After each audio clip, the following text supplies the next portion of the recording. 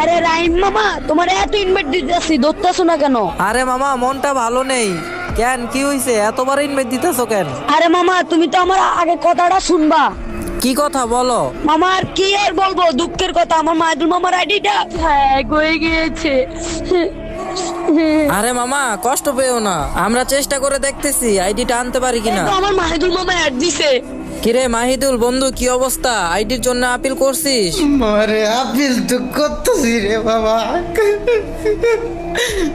বারবার রিজেক্ট করতেছে, কাজই হইতেছে না। আমার মাথা কি যে করতে মন চাইতেছে। কে রে আমার সাথে এমনটা হইল রে?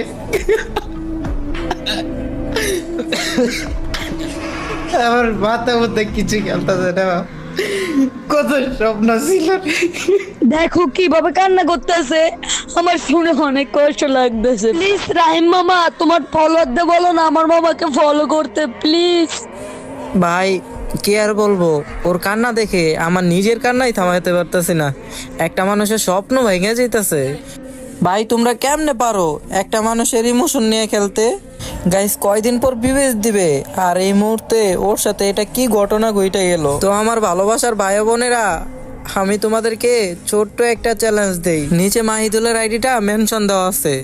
তোমরা যারা এই ভিডিওটা দেখতেছো সবাই একটা করে ফলো দিয়ে এই ভিডিওতে যে যতবার পারো রিপোস্ট, কপি লিংক, শেয়ার দিয়ে এই ভিডিওটা ভাইরাল করে দাও, যেন মাহিদুলকে সবাই সাপোর্ট করতে পারে। ভাই তোমরা চাইলেই কিন্তু একটা মানুষের স্বপ্ন পূরণ করে দিতে পারো।